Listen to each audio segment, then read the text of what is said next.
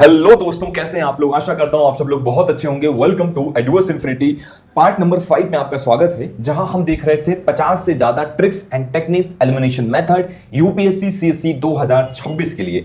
और ये सिर्फ 2026 नहीं, आगे आने वाले सभी एग्जाम के लिए इंपॉर्टेंट रोल प्ले करेगा। तो अगर आप इस सीरीज को फॉलो कर रहे हैं तो आपको पता होगा कि हमने बहुत सारी ट्रिक्स देखी हैं और उसकी मदद से हमने बहुत सारे क्वेश्चन को सॉल्व भी किया है। यूपीएससी प्रीवियस ईयर क्वेश्चन को भी हमने बहुत अच्छी तरीके से सॉल्व किया है। चलिए इसको स्टार्ट करते हैं विदाउट एनी डिले। अगर आप देखेंगे इफ द कॉन्स्टिट्यूशन डिफाइंड और मेंशन, अगर कभी भी ऐसे क्वेश्चन आप देखोगे कि हर साल 1 से 2 क्वेश्चन इस तरीके से आते हैं जहां पे लिखा होगा कि इफ द कॉन्स्टिट्यूशन डिफाइंड, ये कॉन्स्टिट्यूशन के अंदर डिफाइन है, ये कॉन्स्टिट्यूशन के अंदर मेंशन है, इस तरीके का क्वेश्चन आपको मिलेगा 2020, 24, 25, 25, 20, 19 हर साल 1 से 2 क्वेश्चन यहां पे आते ही आते हैं। इसलिए ये टॉपिक बहुत इंपॉर्टेंट रोल प्ले करता है। देखिए एक 2 क्वेश्चन भी आप बनाते चलोगे ना तो यकीन मानो आपको फिर कोई नहीं रोक सकता है, ठीक है ना। और यही एक 2 क्वेश्चन आपका जो कट ऑफ है ना पार करवाता है और यहीं से आप रुकते भी हैं। इसीलिए ये छोटी छोटी टेक्निक्स को सीखते चलो।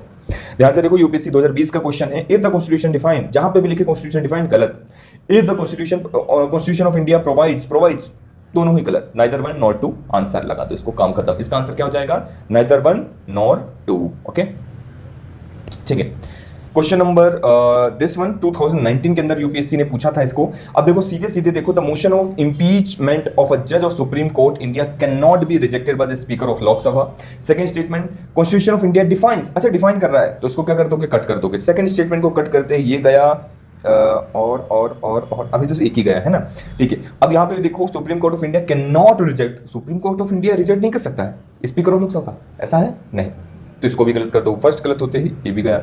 और हमने अभी पहले सीखा था कि अगर 2 स्टेटमेंट में आप फंस रहे हो 50-50 में, जिसमें ज्यादा स्टेटमेंट हो उसे करेक्ट करके आ जाना, तो सी इज द करेक्ट आंसर। इसको हमने करेक्ट किया और हम आ गए।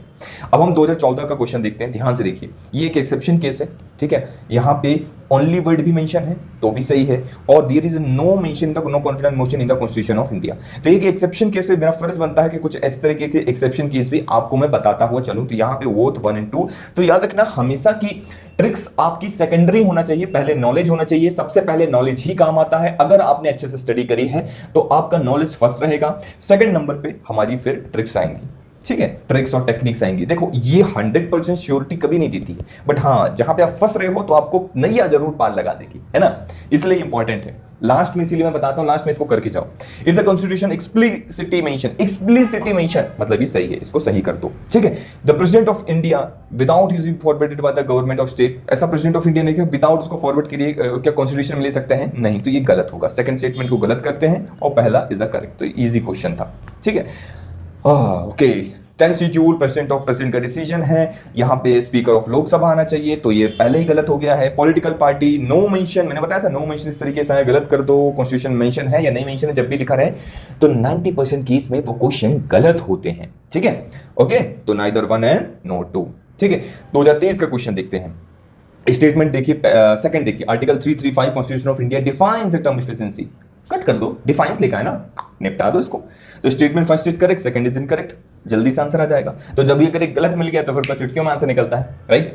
देखिए 2022 का प्रीलिम्स का क्वेश्चन, यहाँ पे बहुत इजी क्वेश्चन है। Constitution of India define the civil contempt and criminal contempt, क्या डिफाइन करता है, मैंने बताया ना 90% केस में गलत। तो अगर आपको नहीं आ रहा, इसको अगर आप कट करते हो तो सीधे एलिमिनेट हो जाता है। ये गया, थर्ड गया।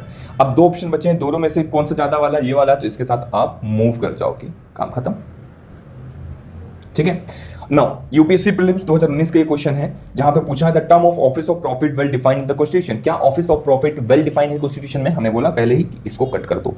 जैसे ही थर्ड को कट करते हो, कट 1 और 2 आंसर आ गया। बहुत इजी है ना इजी।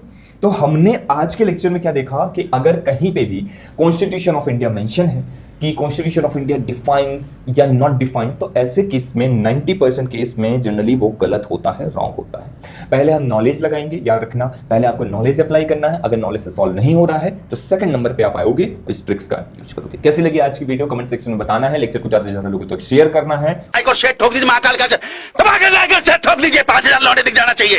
ये 4000 के लिए मैं यहाँ पे नहीं खड़ा हूं। और बिल्कुल दबा के फैला देना है, कमेंट जरूर करना है, लाइक भी करना है। चलिए, thank you very much for the discussion. अगर आपको इसकी पीडीएफ चाहिए तो टेलीग्राम ग्रुप और हमारे एप्लीकेशन को ज्वाइन कर सकते हो। Thank you.